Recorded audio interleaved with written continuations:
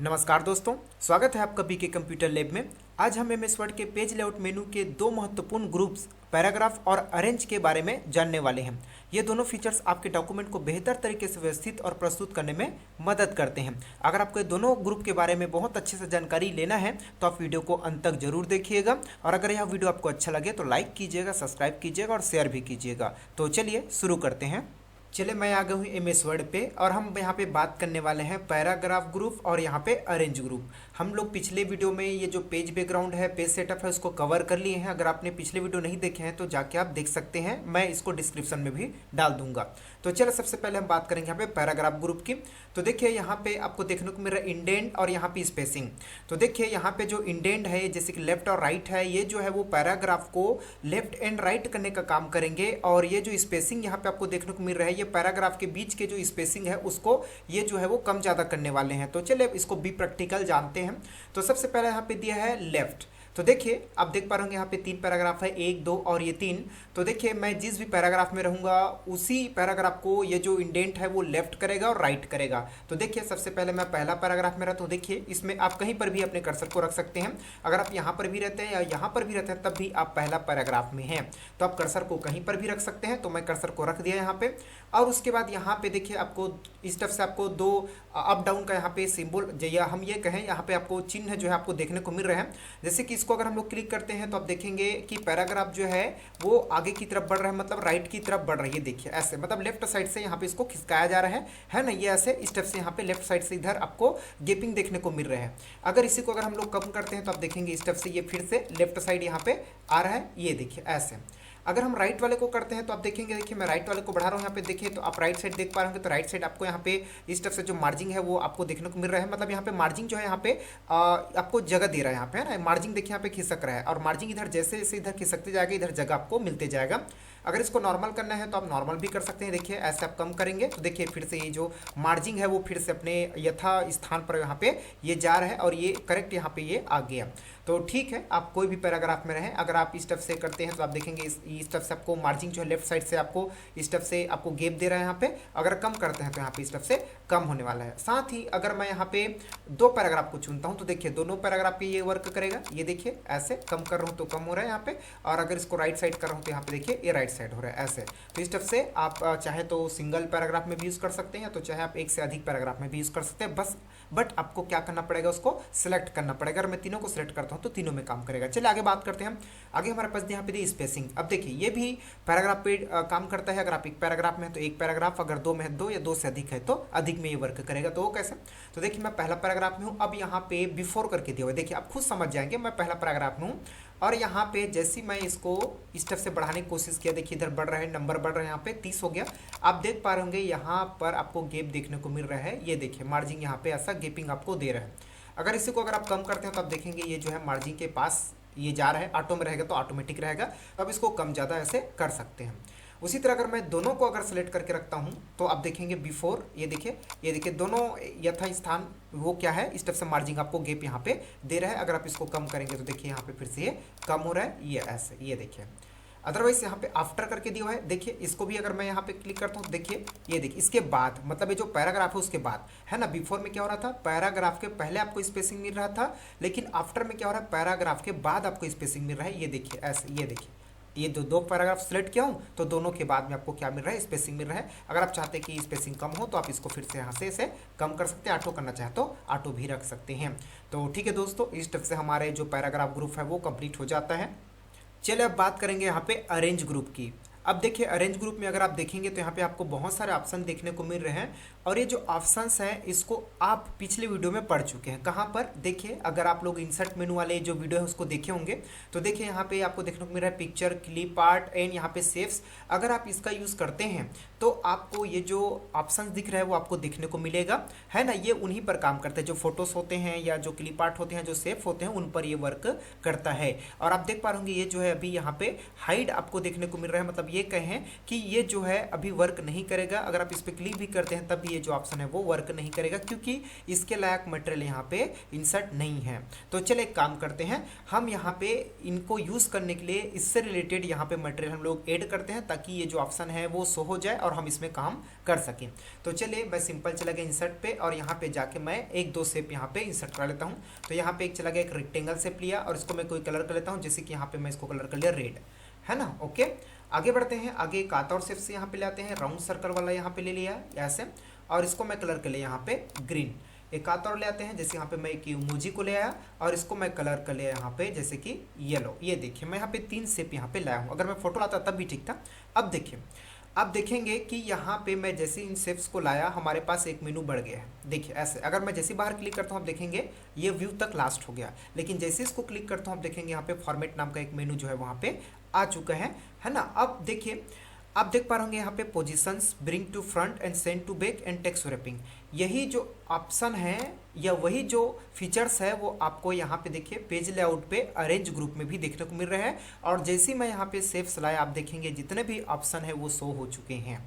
ठीक है, मतलब इसका मतलब ये है कि यहाँ पे इनसे रिलेटेड जो इस पे वर्क करता है वो मटेरियल यहाँ पे आ चुका है। तो चलिए अब बात करते हैं सबसे पहले यहाँ पे पोजीशंस की।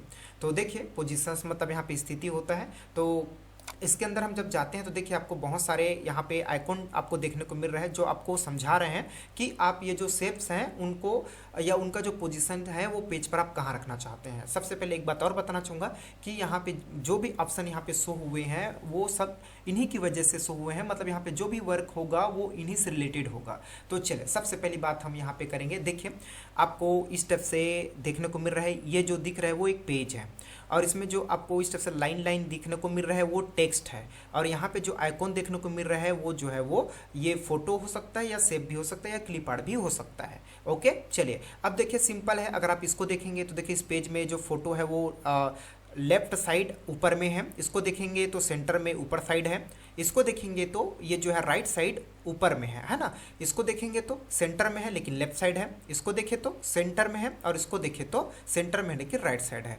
उसी तरह इसको भी देखेंगे तो देखिए है ना, डाउन साइड लेफ्ट में, डाउन साइड सेंटर में एंड डाउन साइड राइट में। तो सेम अगर हम यहाँ पे देखिए, हम लोग पेज तो ले लिए हैं, इसमें टेक्स्ट भी ले लिए हैं, अब हम लोग यहाँ पे शेप्स भी ले लिए हैं। तो चलिए काम करते हैं, हम इस शेप्स पे काम करते हैं। देखिए मैं शेप्स को यहाँ पे रखा और यहाँ पे चला गया और इसका पोजीशन मैं लेफ्ट कर दिया, तो देखिए जो शेप्स है वो इस पेज में लेफ्ट साइड हो गया।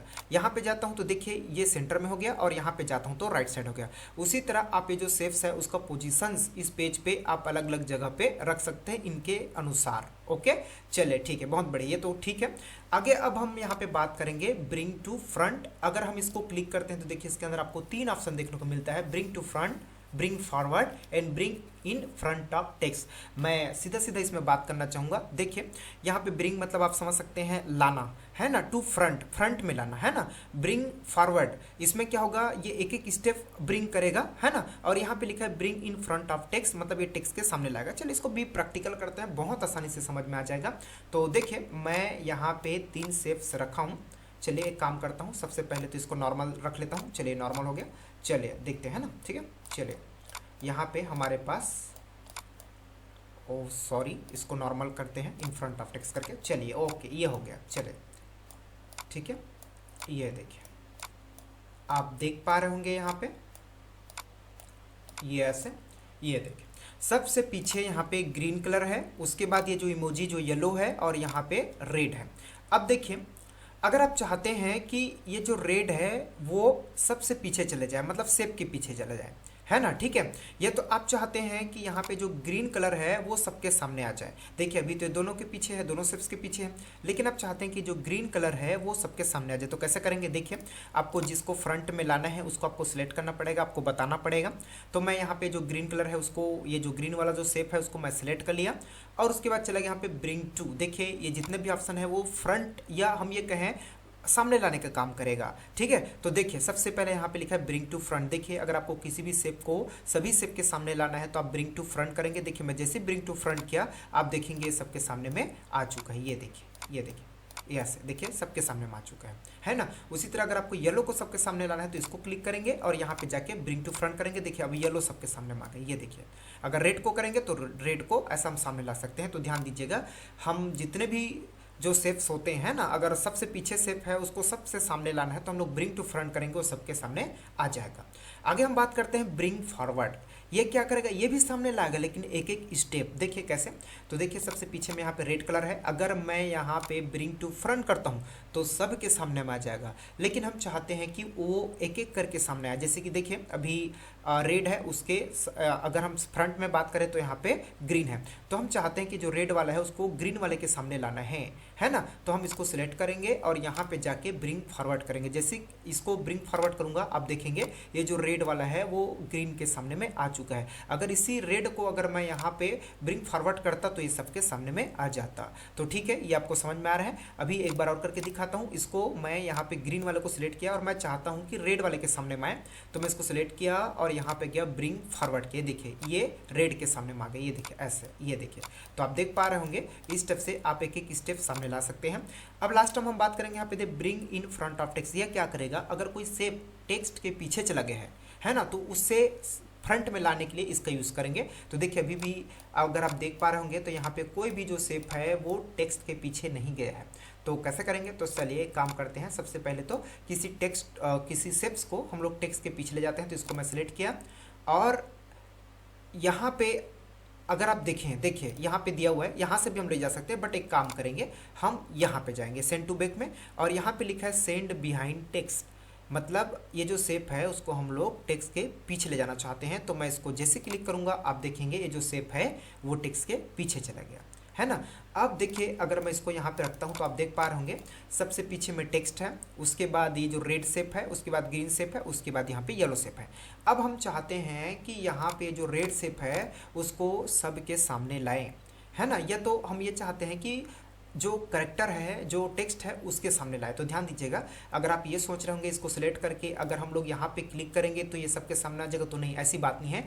ये तब काम करेगा जब बात हो रही हो शेप्स की, लेकिन अभी बात हो रही है यहाँ पे टेक्स्ट की। देखिए टेक्स्ट के पीछे चला गया। अगर मैं यहाँ पे इसको करूँ भी तो देखो नहीं आएगा, देखिए ऐसे। तो हम इसको सिलेक्ट करेंगे और यहाँ पे जाने के बाद मैं करूँगा इसको bring in front of text. तो जैसे इसको क्लिक करूँगा देखिए टेक्स्ट के फ्रंट में आ गया और साथ ही साथ सभी के फ्रंट में भी आ गया, ऐसे। तो इस स्टेप से हमारा कंप्लीट हो जाता है bring to front, bring forward and bring in front of text. चलिए आगे बात करते हैं यहाँ पे सेंड टू बैक की। अब ये 3 ऑप्शन आपको देखने को मिल रहे हैं, सब शेप्स को पीछे भेजने के काम करेगा। वो कैसे, देखिए लिखा है सेंड टू बैक। अगर इसको क्लिक करते हैं किसी शेप्स को क्लिक करके तो वो जो शेप है उसको पूरा पीछे भेजेगा। अगर इसको करते हैं तो एक एक करके पीछे भेजेगा, और सेंड बिहाइंड टेक्स्ट करते हैं तो अभी मैं बताया ये करेक्टर के या टेक्स्ट के पीछे भेजेगा। तो देखिए मैं यहाँ पे रेड वाले को क्लिक किया और यहाँ पे जाके सेंड टू बैक किया, तो आप देखेंगे ये सबके पीछे लगे इसको, ये देखिए ऐसे, है ना, ठीक है। फिर इसको येलो वाले को क्लिक किया और सेंड टू बैक किया तो देखिए ये सबके पीछे ले गए, ये देखिए ऐसे। तो इस तरह से आप लोग इसका यूज़ करेंगे। आगे हम बात करते हैं सेंड बैकवर्ड। ये एक एक करके पीछे ले जाएगा। देखिए अगर आप देखेंगे यहाँ पे तो ये जो ग्रीन वाला है इसको सिलेक्ट किया और यहाँ पे जाके मैं सेंड बैकवर्ड किया, तो आप देख पा रहे होंगे यहाँ पे, सॉरी मिस्टेक हुआ, मैं क्लिक नहीं कर पाया। इसको क्लिक किया और यहाँ पर गया और यहाँ पे सेंड बैकवर्ड किया, तो देखिए सेंड बैकवर्ड करने से क्या हो गया, ये रेड वाले से एक पीछे चला गया। अगर मैं रेड वाले को फिर एक बार सेंड बैकवर्ड करूंगा तो देखिए ये उसके पीछे चला गया, ये देखिए ऐसे। तो ठीक है, आई होप कि आपको समझ में आ रहा होगा। सेंड टू बैक में पूरा पीछे चला जाएगा और सेंड बैकवर्ड में एक एक करके पीछे जाएगा। और अगर आप सेंड बिहाइंड टेक्स्ट करते हैं तो जो भी शेप को आप सिलेक्ट किए हैं वो टेक्स्ट के पीछे चला जाएगा, और इसको फ्रंट में लाना है तो आपको यहाँ पे जाना है और send bring in front of text करना पड़ेगा, तभी ये सामने आएगा। तो आई होप दोस्तों कि ये जो तीनों ऑप्शन है वो आपको समझ में आ गया होगा। चलिए अब बात करेंगे यहाँ पे टेक्स्ट रैपिंग की। तो देखिए टेक्स्ट रैपिंग को अगर हम लोग देखें तो इसके अंदर आपको बहुत सारे ऑप्शन देखने को मिल रहा है। मैं इसको आपको जूम करके दिखा देता हूँ, देखिए ऐसे। अब अगर आप इसमें देख रहे होंगे तो यहाँ पे आपको एक डॉग जैसा यहाँ पे आइकॉन दिख रहा है और साथ में आपको ऐसा लाइन जैसा भी आपको देखने को मिल रहा है। अब ये क्या है, तो ध्यान दीजिएगा, आप इसको देख के समझ जाएंगे कि एक्चुअल में यहाँ पे होने वाला क्या है ना। तो देखिए यहाँ पे अगर आप इसको देखेंगे तो देखिए जो डॉग है उसके ऊपर में आपको लाइन दिख रहा है और उसके जस्ट पैर और उसके जस्ट नीचे आपको लाइन दिख रहा है ना। इसको अगर आप देखेंगे तो आप देख पा रहे होंगे ऊपर में पूरा पूरा लाइन है, नीचे में पूरा पूरा लाइन है, लेकिन यहाँ पे जो डॉग है, जो इमेज है उनके सामने और ये जो पीछे यहाँ पे हाफ लाइन है, मतलब ये जो डॉग के पीछे में लाइन नहीं है। इसको भी देखेंगे तो देखिए डॉग के ऊपर ऊपर है ना। ये तो हम ये कहें तो यहाँ पे डॉग से एकदम से यहाँ पे नज़दीक किनारे से लगा हुआ है। इसको देखेंगे तो डॉग के ऊपर से लाइन गुजरा हुआ है, इसको देखेंगे तो डॉग के पीछे से लाइन गुजरे हैं, और अगर इसको देखेंगे तो डॉग के ऊपर से और डॉग के नीचे से। यहाँ पे अगर आप देखेंगे तो यहाँ पे भी देखिए इसके ऊपर ऐसा यहाँ पे आपको देखने को मिल रहा है। अब ये क्या है भाई, तो देखिए चले एक काम करते हैं, यहाँ पे हम इसको बाकी को डिलीट कर देते हैं और एक आध को ऐसे रखते हैं। चलिए ये ऐसा हम लोग रख लिए, थोड़ा सा छोटा कर लेता हूँ ताकि और ज़्यादा समझ में आएगा। ये देखिए मैं इसको छोटा कर लिया। अब इसको सिलेक्ट किया और यहाँ पे जाके मैं इसमें क्लिक किया तो आप देख पा रहे होंगे, इसको मैं बीच में रखता हूँ, आप समझ जाएंगे। ये देखिए ये इसके जस्ट ऊपर, यहाँ पे नीचे और थोड़ा सा इससे पास में ऐसे। उसी तरह इसको क्लिक करेंगे तो देखिए इसके चारों ओर हो गया। इसमें हम लोग क्लिक करेंगे तो देखिए इसके पास पास हो गया।